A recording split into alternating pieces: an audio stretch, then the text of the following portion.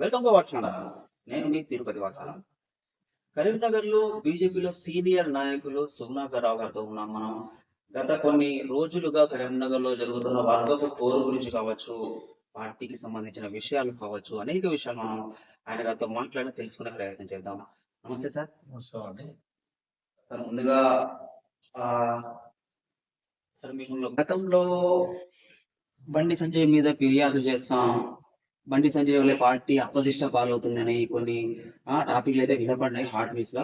So వీటికి సంబంధించి ఏంటి తప్పేంటి, ఆయన వల్ల అప్రదిష్ట ఏం జరిగింది?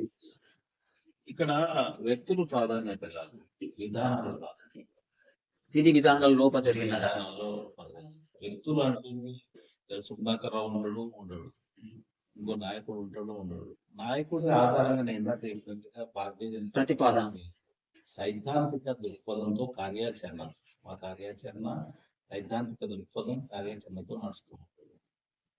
అయితే ఇది బండి సంజయ్ గారిని అడిగితే బాగుంటుంది ఈ ప్రశ్న నన్ను అడిగి. ఆయన సరైన వ్యక్తి దానికి సమాధానం చెప్పుకుంటారు. నేను ఒకరి వ్యక్తి గురించి, నేను నా రాజకీయ జీవితంలో ఏ వ్యక్తికి వ్యతిరేకంగా ఏ వేదిక మీద నేను మాట్లాడాలంటే, కాకపోతే జరిగిన విధి విధానాల నేను తప్పు పట్టిన దానివల్ల పార్టీ ప్రయోజనాలు నా వ్యక్తిగత ప్రయోజనాలు. ఎందుకంటే నా విశేషమైన నా శ్రమ కృషి ఉంది భారతీయ జనతా పార్టీ కరీంనగర్ జిల్లాలో పటిష్టపరచడం. నా ఒక్కరి కృషి అంటలేదు, నేను నాలాంటి అనేక మంది వాళ్ళ కృషి ఉంది. మా కళ్ళ ముందే పార్టీ బలహీన పడుతుంటే మాకు బాధ అనిపించి మేము కొన్ని సూచనలు చేస్తాం, విధి విధానాలు మార్పులు ఇస్తామని చెప్తున్నాం. జాతీయ నాయకత్వం జాతీయ నాయకత్వం ఇది నా బాధ్యత. ఒక సీనియర్ నాయకుడిగా నేను అనేక మంది కార్యకర్తలను తయారు చేసిన, నాయకులను తయారు చేసిన. వాళ్ళందరూ వచ్చి నా దగ్గర వాపోతున్నారు, సార్ మమ్మల్ని మీటింగ్ లో పిలుస్తలేరు, సార్ మమ్మల్ని మమ్మల్ని మీటింగ్ లో పిలుస్తలేరు, మమ్మల్ని ఎన్నికల్లో పని అప్పుడు చెప్తలేరు, మేము బీజేపీకి తప్పితే వేరే వాళ్ళకి మా ఇంటికి కార్యకర్తలు కొందరు బాధ మీకు చెప్తున్నా, మా ఇంటి కిరాయి వాళ్ళు వచ్చి కరపత్రం వేసిపోతున్నారు. కిరాయి మనుషులు పరిస్థితి ఏంది మా పరిస్థితి అనేది చెప్తూ నేను అందరి కార్యకర్తలను సముదాయించేందుకు అనేక మంది కార్యకర్తలు కలిసిన వాళ్ళ ఇళ్లకు పోతున్నా, వాళ్ళకి పర్సనల్ గా మాట్లాడుతున్నా. పార్టీ గొప్పది, పార్టీ సిద్ధాంతం గొప్పది, ఇప్పుడు పనిచేయాలనేది వాళ్ళను సముదాయిస్తున్నా. ఈ విధంగా ముందుకెళ్తాను. నేను ఒక విశ్వాసం ఉన్నది, పార్టీలో వ్యక్తి ప్రాధాన్యత అంటూ ఉండదు. ఇది బీజేపీ పార్టీ, మోడీ గారి నాయకుడు. మా నాయకుడు మోడీ గారి నేతృత్వంలో మేము ముందుకెళ్తాం. తప్పకుండా విశ్వాసం ఉంది, రాబోయే పార్లమెంట్ ఎన్నికల్లో బీజేపీ ఎక్కువ సీట్లు సాధించి కాంగ్రెస్ బీఆర్ఎస్ మరియు కాంగ్రెస్ కంటే ఎక్కువ సీట్లు 17 సీట్లలో అధిక సీట్లు మేమే విజయం సాధించాలనే ఆలోచనతో బీజేపీ ముందుకెళ్తాం. ఆల్రెడీ మా పార్టీ కొన్ని అత్యధిక సీట్లు తెలంగాణలో బీఆర్ఎస్ కంటే ఎక్కువగా, కాంగ్రెస్ కంటే ఎక్కువగా గెలవాలని యోజనాబద్ధంగా ముందుకెళ్తుంది. రాష్ట్ర అధ్యక్షుడు కిషన్ రెడ్డి గారి సారథ్యంలో, జాతీయ అధ్యక్షుడు నడ్డా గారి సారథ్యంలో, మా అందరికీ ప్రేరణాదాయకుడు శ్రీ నరేంద్ర మోడీ గారి నేతృత్వంలో, శ్రీ అమిత్ షా గారి లాంటి చక్కని ఊహరచన చేసే వ్యక్తుల నేతృత్వంలో ముందుకెళ్తున్నాం. విశ్వాసం కూడా నాకు. మీరు కరీంనగర్ నుంచి అయితే ఎంపీ టికెట్ ఆశిస్తున్నారు. సో ఇప్పుడున్న గతంలో గెలిచిన బండి సంజయ్ కాదని మీకు ఎదిగియాలి. నేను నాకు మొట్టమొదటిగా ఏంటంటే, ప్రజలు నా దగ్గరికి అనేక మంది వచ్చి వాళ్ళ అభిప్రాయం వ్యక్తం చేస్తున్నారు. బాగుంది, ప్రజల మాట్లాడాలి అంటే ఒకసారి ఆయన్ని చూసాము, ఒక్కొక్కసారి మీలాంటి వాళ్ళు, మీలాంటి అవగాహన ఉందో, సమస్యల పట్ల అవగాహన ఉందో, భాషా ప్రావీణ్యం ఉందో, ఇతర అధికారులను కానీ ఎవరిని కానీ మెప్పించేటోళ్ళు, అన్నిటికంటే మీకు సామాజిక స్పృహ ఎక్కువ. మీకు గల్లీ నుంచి ఢిల్లీ వరకు పెద్ద స్థాయి నేతలతో కూడా మీకు సంబంధాలు ఉన్నాయి కనుక మీరు ఇలాంటి వాళ్ళు ఎంపీ అయితే కరీంనగర్కు చాలా లాభం జరుగుతున్న విశ్వాసాన్ని అనేక మంది ప్రజలు వ్యక్తం చేసే వరకు నాకు ఆలోచన వచ్చింది. ఒక నిమిషం నాకు ఆలోచన వచ్చింది, నేను కూడా ఎంపీగా పోటీ చేశాను. బండి సంజయ్కి అవకాశం ఇచ్చారు, మొన్న ఎమ్మెల్యే కూడా పోటీ చేశాడు. ఆయన అనేక అవకాశాలు ఆయనకి ఇచ్చారు, మాకు కూడా అవకాశం ఇవ్వాలని మేము కోరుకుంటున్నాం. పార్టీలో పనిచేసే నాయకులు అందరూ కూడా ఒక గోల్ పెట్టుకొని పనిచేస్తారు. ఎవరైనా పార్టీ నాయకత్వం నిర్ణయించిన ప్రకారం నేను నాయకత్వానికి విజ్ఞప్తి చేస్తున్నా, కరీంనగర్ నుండి ఎంపీ పోటీ చేసే అవకాశం కలిగించాల్సిందిగా విజ్ఞప్తి చేస్తున్నా. పార్టీ పార్టీ నాయకత్వం నిర్ణయం వరకు నేను మా పార్టీలో అభిప్రాయాన్ని వ్యక్తం చేయొచ్చు, కానీ అంతిమ నిర్ణయం పార్టీ నిర్ణయం. పార్టీ నిర్ణయానికి అనుగుణంగా మేము అందరం ఉంటాం.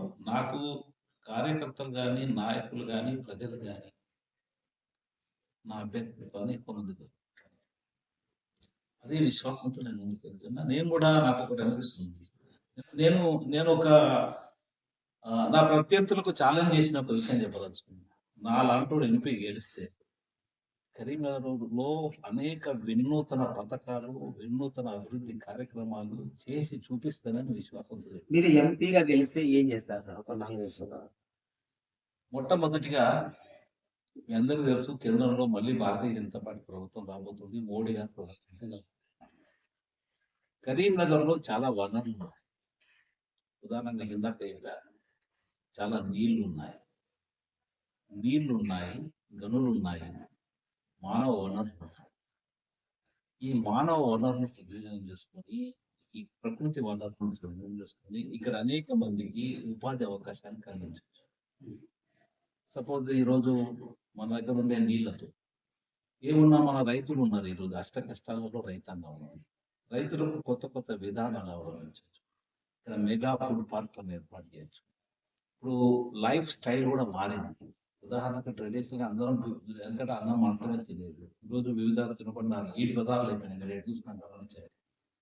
రైతులకు లాభాలు వస్తుంది. ఏదైతే కన్జ్యూమర్ ప్రైస్, వినియోగదారుడి ప్రైస్ కు రైతు ప్రైస్ కు తేడా ఉంటుంది. అయితే నేను రైతాంగానికి ముఖ్యంగా ఎక్కువగా లాభం చేకూర్చే అనేక రకాల యొక్క ఫుడ్ పార్క్స్ కానీ, మెగా ఫుడ్ పార్క్స్ కానీ, లేకపోతే ప్రాసెసింగ్ ప్లాంట్స్ కానీ, లేకపోతే రైతే తన ఉత్పత్తులను తను అనుకునే విధంగా ఫార్మర్ ప్రొడ్యూసర్ ఆర్గనైజేషన్ ద్వారా రైతు బిజినెస్ చేసుకొని, ప్రాసెసింగ్ చేసుకొని, ప్యాకేజ్ చేసుకొని, మార్కెటింగ్ చేసుకొని అవకాశాలు కలిపి రైతు లాభపడే అవకాశం ఉంటుంది. ఈ దేశం గ్రామీణ ప్రాంతం ఎక్కువగా ఉన్న దేశం. ముఖ్యంగా కరీంనగర్ జిల్లా కూడా, కరీంనగర్ పార్లమెంట్ లో కూడా 75% గ్రామీణ ప్రజలు, 25% పట్టణ ప్రజలు. ఈ 75% యొక్క జీవన ప్రమాణాలు పెరగాలంటే, ఆర్థిక స్థితిగతులు పెరగాలంటే గ్రామీణ ప్రాంతంలో అభివృద్ధి చేయాలి. నేను అవి చేయగలను. ఇంకోటి, ఈరోజు మటన్ 800 రూపాయల కిలో, గొర్రెలు పెరుగుతలేదు. కరీంనగర్ జిల్లా నుంచి ఏదైతే మాంస వినియోగానికి గొర్రెలను మహారాష్ట్ర నుంచి, ఆదిలాబాద్ జిల్లా నుంచి తెచ్చుకోవాలి. నేను అంటున్నా, ఇక్కడ మన యాదవులకు అనేక అవకాశాలు కల్పిస్తే వీళ్ళే పెంచుతారు. అలాగే ఇన్ని నీళ్లు ఉన్నాయి. ఈరోజు మత్స్య సంపదను పుష్కలంగా పెంచి ఒక్కొక్క మత్స్యకారుడు లక్షాధికారి చేయొచ్చు. మన దగ్గర బెస్తవాళ్ళు కానీ, ముద్రాజు వాళ్ళు కానీ చాలా పెద్దగా ఉంటాయి. వాళ్ళందరి ఆర్థిక ప్రగతిని సాధించవచ్చు.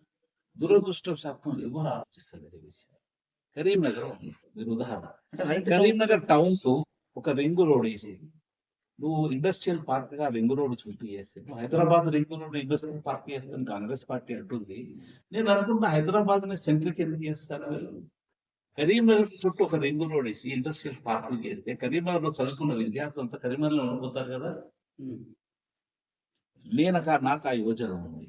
కరీంనగర్ చుట్టూ ఒక రింగ్ రోడ్ వేసి, కరీంనగర్ లో ఉంటే నీళ్లు ఉన్నాయి, కరెంట్ ఉన్నది, మానవ వనరులు ఉన్నాయి, అనేక ఉన్నాయి. హైదరాబాద్ ట్రాఫిక్, హైదరాబాద్ తీసుకుపోయి మళ్ళీ హైదరాబాద్ లోనే జనాన్ని అంతా డంప్ చేయాలని మీరు ఎందుకు అనుకుంటున్నారు? ఐడియా బాగుంది సార్.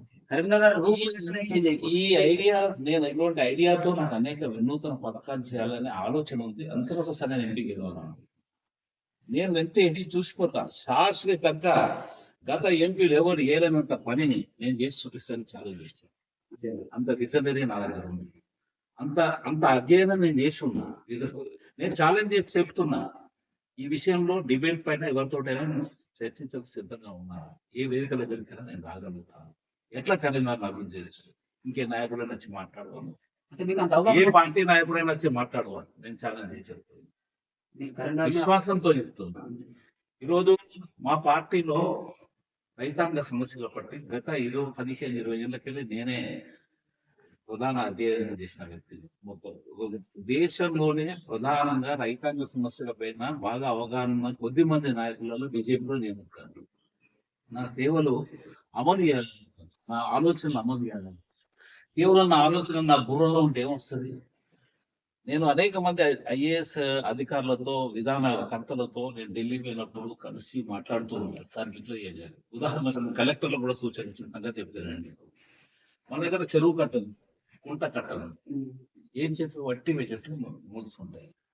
నేను చింతపక్క చెట్టు ఉండేది కట్టలేదు కనుక ప్రతి కట్ట మీద పెద్ద చిన్న చెట్టు చింతపక్క చెట్టు, దానివల్ల కట్ట కూడా ప్రమాదం ఉంటుంది. పెద్ద చెట్టు పెడితే ఏర్పు బొక్కుపోయి కట్ట తీగిపోయే ప్రమాదం ఉంటుంది, గండి పడే అవకాశం ఉంటుంది. చింతపలక చెట్లు కట్ల మీద, నాట్ ఓన్లీ చింతపలక చెట్లు, సీతాఫల చెట్లు మాత్రమే, జామ చెట్లు కానీ ఇవి కానీ నువ్వు ఎస్ఎస్జి బృందానికి ఇచ్చేసి లీజుకి ఇచ్చేయి, వాళ్ళకి రైట్స్ కలిగాయి, వాళ్ళే పెంచుతారు, పనులు చేస్తారు, అనుకుంటారు.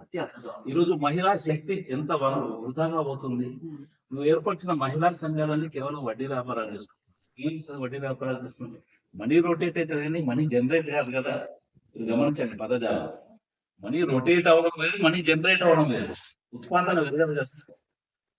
ఉత్పాదన పెరగాలంటే ఆ మనీని మన ఉత్పత్తి మనం పెట్టాలి, పెట్టుబడి పెట్టాలి, ఉత్పత్తి పెంచాలి, ఉత్పత్తిని అమ్ముకోవాలి. అటువంటి మహిళల శక్తి సామర్థ్యం ఈ రోజు వేలాది ఎస్ఎస్జి గుర్తుంటే పని ఏం చేస్తుంది. అన్ని ప్రభుత్వ శాఖలు పెట్టారు, అన్ని పెట్టారు. నేను పోయి అడిగిన, నేను నా ఎగ్జిబిషన్ లో పెట్టాను. నా ఎగ్జిబిషన్ లో ప్రత్యేకంగా మహిళా ఎస్ఎస్జి గ్రూప్ ఒకటి వేదిక ఇస్తాను గవర్నమెంట్ అంటే రాలేదు వాళ్ళు. నేను వాళ్ళందరితో హైదరాబాద్ లో మార్కెటింగ్ వాళ్ళతో టైఅప్ చేపిస్తున్నా కానీ రాలేదు. నేను ఒక అధికార హోదాలో ఉంటే, నేను ప్రతిపక్ష హోదాలో ఉన్నా కనుక అధికారులకు భయపడి అధికార పార్టీకి భయపడి వాళ్ళు నాతో చెప్పారు వాళ్ళు.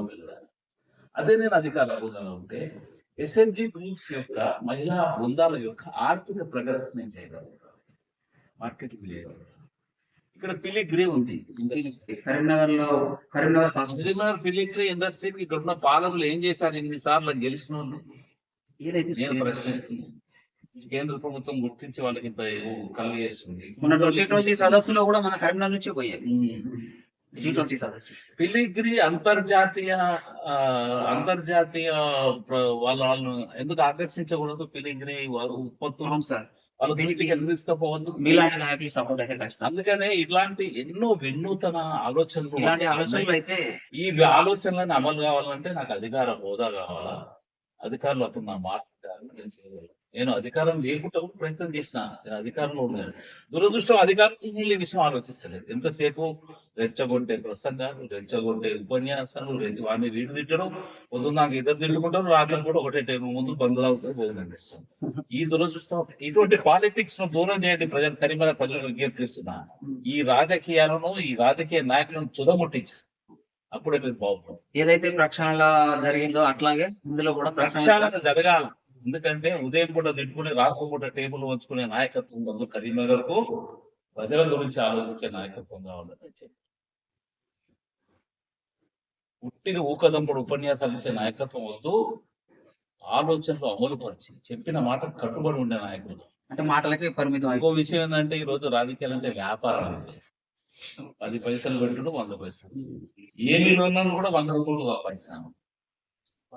ఏమి పేదోళ్ళమని చెప్పుకున్న వాళ్ళు ఈ రోజు 100 కోట్ల తగ్గుపత్రులు ఎట్లయితారు? రూపాయి లేదు అందులో కూడా. తర్వాత 10,000 దిగిపోయేసరికి వాళ్ళ దగ్గర ఏమీ లేదు మా దగ్గర అని మాట్లాడిన నాయకులు ఈ రోజు 100 కోట్ల అధిపతులు ఎలా లేదన్నా ప్రజలు గమనించాలని మీకు మేము మా సొంత డబ్బుతో పార్టీ కొరకు, ప్రజల కొరకు వెచ్చిస్తూ, సేవా దృక్పథంతో, ఆధ్యాత్మిక దృక్పథంతో ప్రజల కొరకు పనిచేస్తూ అనేక రకాలు చేస్తున్నాం. అందుకనే ప్రజలను ఒకసారి అవకాశం కలిగించాలి, పార్టీ నాయకత్వం కూడా మాకు అవకాశం కలిగించాలని మీకు కరీంనగర్ నుంచి వనరుల గురించి మీరు చెప్తే ఆశ్చర్యం అనిపిస్తుంది సార్. ఏంటంటే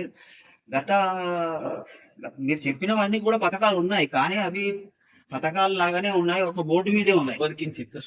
చిత్తశుద్ధితో ఇవైతే ఆచరణ కాలేదనే చెప్పి నేను ఇందాక మాట్లాడుతున్నదే ఉపన్యాసాలు ఇచ్చుడు, విరమించుడు, రెచ్చగొట్టే మాటలు మాట్లాడు, లబ్ధి పొందుడు, వాటి గురించి విస్మరించు, అనేక వాగ్దానాలు చేసుడు, వాగ్దానాలు అమలు చేయడు. ఇది ప్రజలు గమనించారు. ఎవరు ప్రజాహితం కోరుతున్నారు? కులం పేరుతో కానీ ఇతర వర్గాల పేరుతో కానీ విభజించి పాలించే విభజించి రాజకీయాలు ఇది ఒక సూత్రం. మీ సొంత అభివృద్ధి కొరకు మీ భవిష్యత్తు కొరకు ఎవరు మీకు పనిచేస్తాడో సేవ చేస్తాడో ఎవడు సరైన సేవకుడో గుర్తించాలని నేను ప్రజలకు విజ్ఞప్తి చేస్తున్నాను. ఓకే సార్, మీరు సీనియర్ మోస్ట్ నాయకులు మరియు న్యాయవాది. ఒక ప్రశ్న అడుగుతాను సార్, ప్రస్తుతం ఉన్న ప్రభుత్వం మీద మీ వాయిస్. కాంగ్రెస్ ప్రభుత్వం అధికారంలోకి వచ్చింది. ఏదైతే కేసీఆర్ గారి ప్రభుత్వ వ్యతిరేక విధి విధానాలకు విరక్తి చెంది ప్రజలు ఈరోజు కాంగ్రెస్ ను అధికారంలో తీసుకుంటారు. నేను కాంగ్రెస్ పార్టీ నాయకుల మీద ఒకటే విజ్ఞప్తి చేస్తాను, మీరు ఏదైతే హామీలు ఇచ్చిందో అమలు పరచండి, లేకపోతే మీరు ప్రజా అగ్రహానికి గురిగా వస్తుంది. కొద్ది రోజుల్లో అధికారంలోకి వచ్చారు. నేను ప్రజలకు విజ్ఞప్తి చేసేదంటే, ఈ కాంగ్రెస్ పార్టీ నాయకులు ఏదైతే మీకు హామీ ఇచ్చి మీ ఓట్లు పొంది అధికారంలోకి వచ్చారో, మీ దగ్గరికి ఏ నాయకుడు వచ్చినా నిలదీయండి. నువ్వు 6 గ్యారంటీలు అన్నావు, అనేక హామీలు ఇచ్చావు, అమలు పరచు, లేకపోతే గద్దె దిగిపోని ప్రజా చైతన్యం కలగాలి. ఆ ప్రజా చైతన్యం కలిగే పద్ధతిలో నేను పూనుకుంటానని చెప్తున్నాను. ఏదైనా ప్రజాస్వామ్యంలో ప్రజా చైతన్యం ద్వారానే మార్పు వస్తుంది.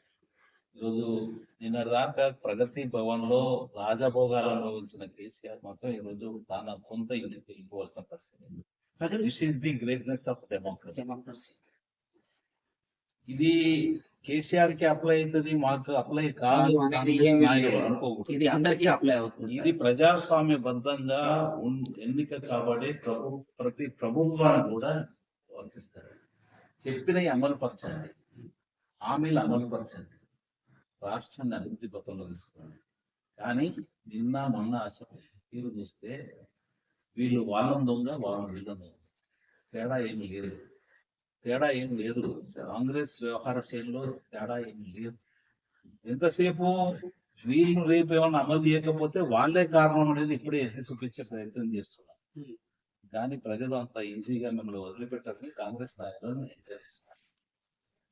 సో ఇప్పుడున్న ప్రస్తుతం ఏదైతే రైతు బంధు అనే టాపిక్ ఉందో, ఎన్ని ఎకరాలకు రైతు బంధు ఇస్తే న్యాయం ప్రభుత్వానికి ప్రజల ఇరు వర్గాలకు న్యాయం జరుగుతుంది? అసలు ఈ రైతు బంధులు ఇవన్నీ రైతులు తమ కాలంలో తాము నిలబడాలి. రైతులు అడుకోవద్దు. మీరు గమనించి, రైతులు అడుకోవద్దు. ఇది కెమెరా నాకు చేతి పెట్టారు దయచేసి. రైతు అడుకోవద్దు, రైతు ఇవ్వాలి. ఇచ్చే స్థితిలో ఇవ్వాలి, దానం చేయాలి. అంటే నష్టాలు కూడా వస్తుంది. ఈ ప్రభుత్వ పథకాలు కేసీఆర్ అమలు చేసిన ప్రభుత్వాలు కానీ కాంగ్రెస్ ప్రభుత్వ హామీలు కానీ రైతును రైతు ఇచ్చే శక్తి. నేనేమంటున్నా, రైతు పండించిన పంటకు సరైన ధర ఇవ్వండి, లాభంతో కూడిన ధర ఇవ్వండి. రైతు నడుకోవడం ఇస్తారు. ఇంకోటి, ఎవరైతే రైతులు ఉత్పత్తి చేస్తుండ్రో, పంట పండిస్తుండ్రో వాళ్ళకు లాభం జరగదు. భూములు ఉన్నోళ్ళకు జరగదు, దళారులకు కావాలి. నిజమైన సేద్యం చేసి కష్టపడి పంట పండించేటోళ్లకు వడ్లు పండిస్తే వడ్లకు సరైన ధర, మక్కలు పండిస్తే మక్కలకు సరైన ధర, ఇది లాభసాటి ధర రావాలి. ఈ లాభసాటి ధర వచ్చినప్పుడే రైతుల జీవితంలో మార్పు వస్తుంది. ఎన్ని డబ్బులు ఇచ్చినా రైతు ఖర్చులకు ఏం కూడా సరిపోవు. ఇవన్నీ కూడా రైతులకు మీద వాళ్ళ పరాణ జీవ భావన పెంచే స్కీమ్స్. రైతులు స్వాభిమానంతో బ్రతికే విషయంగా నేను ఒకటి సూచిస్తున్నా, పంటకు గిట్టుబాటు సరైన లాభసాటి ధర ఇవ్వండి, వాళ్ళ శ్రమను గుర్తించండి, వాళ్ళు కూడా ఇతర వృత్తుల వారిగా గౌరవప్రదంగా బతకగలరు. ఉదాహరణకు నేను ఇంకొక విశ్లేషణ చేస్తాను. వీళ్ళు ప్రభుత్వ ఉద్యోగస్తులకు ప్రతి సంవత్సరం జిల్లా ద్రవ్యోల్బణం అనుగుణంగా వాళ్ళ యొక్క అలవెన్సెస్ వేస్తారు. అలాగే ఎవరు కూడా ఏ వ్యాపారి కూడా నష్టంతో వ్యాపారం చేయరు.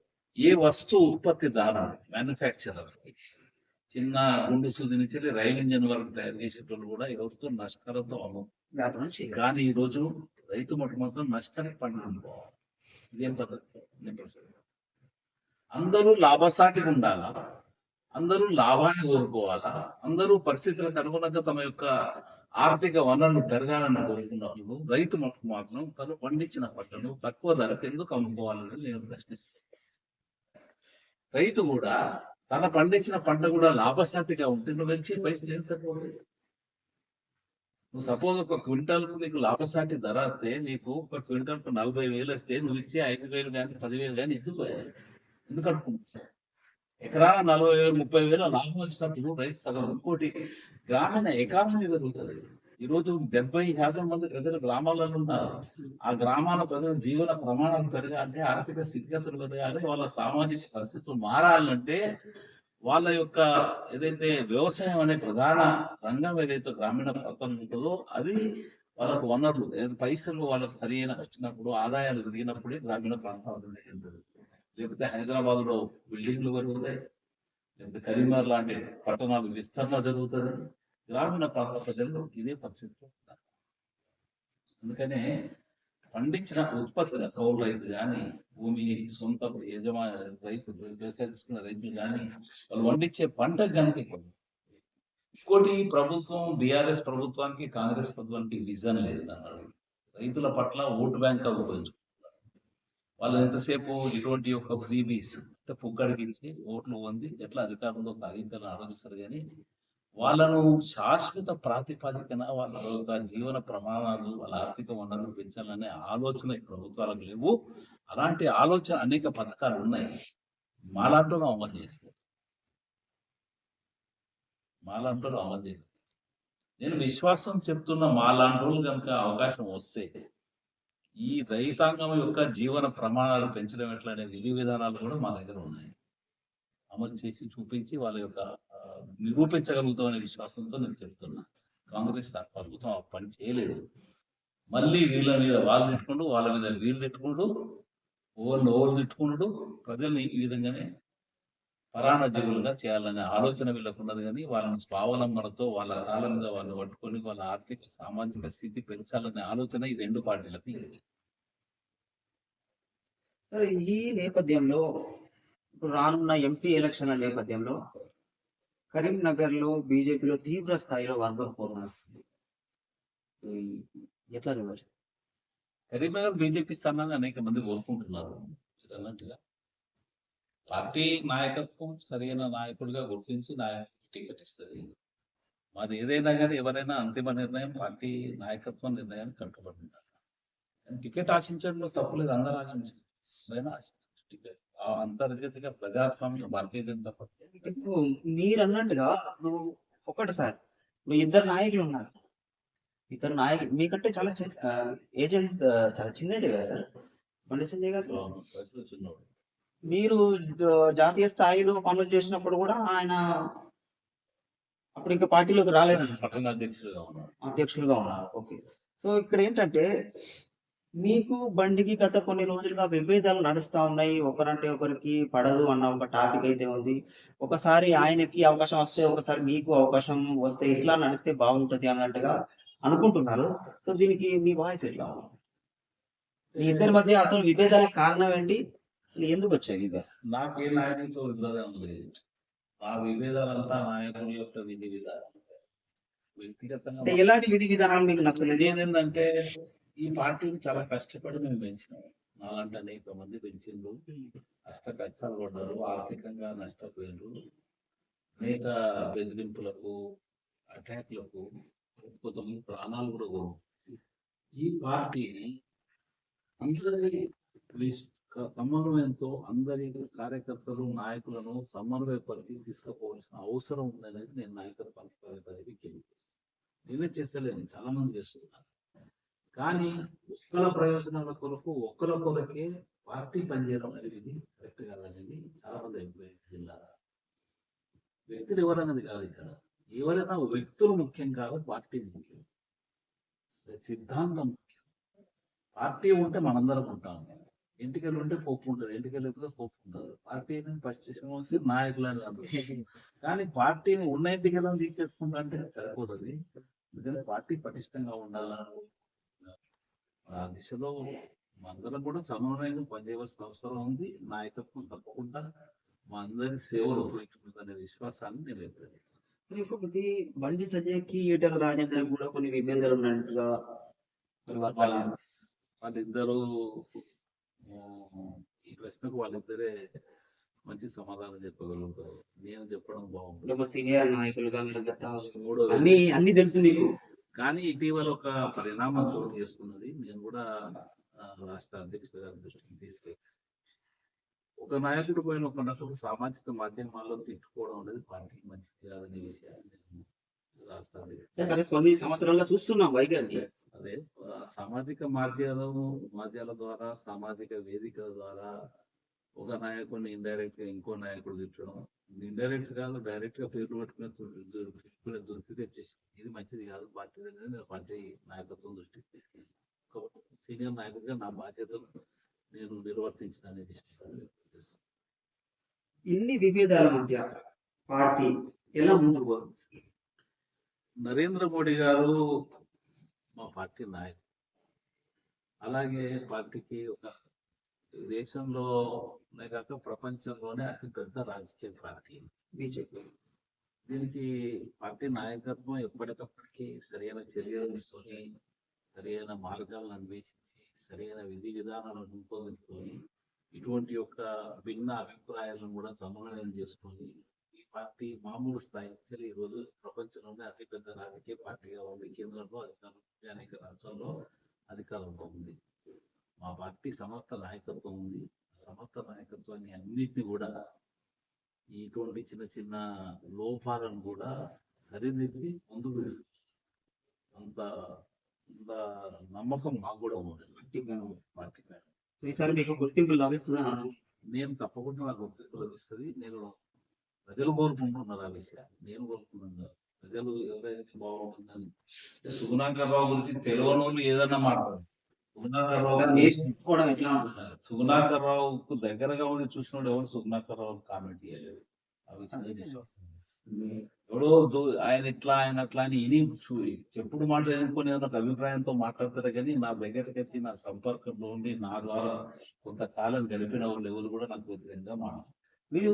ఈవెన్ నా ప్రత్యర్థులు కూడా, రాజకీయ ప్రత్యర్థులు కూడా వాళ్ళ వ్యక్తిగత సంభాషణలో నన్ను అభినందిస్తున్నా. అటువంటి సందర్భాలు కూడా ఉన్నాయి.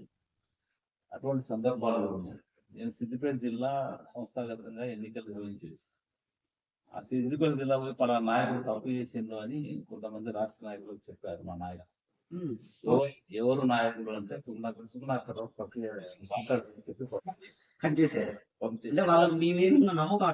నేను ఒక సిస్టమ్ లో ఐ అడాప్ట్ ది సిస్టమ్. నన్ను ఇంకోటి ట్రాఫిక్ రూల్స్ ను పాటించటం, ట్రాఫిక్ కానిస్టేబుల్ గానీ ట్రాఫిక్ ఎస్ఐ గానీ చేయగలుగుతారా? ఏం చేయాలి? నేను పార్టీ పద్ధతిలో సూత్రం అయితే పర్ఫెక్ట్ ఉంది సార్. చివరిగా కరీంనగర్ ప్రజలకు మీరు ఇచ్చే సందేశం? కరీంనగర్ ప్రజలు చాలా చైతన్యం. ఎంత చైతన్యం ఉంటుందంటే ప్రపంచ దేశంలోనే తెలంగాణకు ప్రజలు చైతన్యం. నేను దేశమంతా చాలా చోట్ల పర్యటన చేసి తెలంగాణలో కరీంనగర్ మరొక ప్రత్యేకత, స్పెషాలిటీ. అంటే ఇక్కడ అనేక సిద్ధాంతాలకు సమర్థత మిగిలింది. అనేక సిద్ధాంతాలను అదే ప్రజలు మళ్ళీ ఆ సిద్ధాంతాలను కూడా వ్యతిరేకించిన ఘట్టం కేంద్ర బిందువు. సిద్ధాంతాలను అభిమానించారు, మళ్ళీ సిద్ధాంతాలను వ్యతిరేకించిన కూడా కరీంనగర్. అంటే ఒకే సిద్ధాంతానికి బానిస భావంతో ఉండదు. సిద్ధాంతంలో కూడా లోపాలను ఉన్నప్పుడు ఎత్తి చూపించిన గంట కరీంనగర్. పొడుచు బొమ్మ రెండు తెలుసు. వాళ్ళ తెలివికల్లో సరైన నిర్ణయం తీసుకుంటారు. నాలాంటి వాడిని ప్రజాసేవకుని ఆదరిస్తున్న విశ్వాసం. ఇదండి, భయమైన వాడు అరుస్తాడు, బలం ఉన్నవాడు భరిస్తాడు. ఆయన గత కొన్ని సంవత్సరాలుగా పార్టీలో ఉంటూ స్థిమితంగా సౌమ్యుడు, మృదు స్వభావి, కాంట్రవర్షియల్ లేని నాయకుడు. ఈసారి ఎంపీ టికెట్ రావాలని ఆశిస్తున్నాం. అందరికీ ధన్యవాదాలు.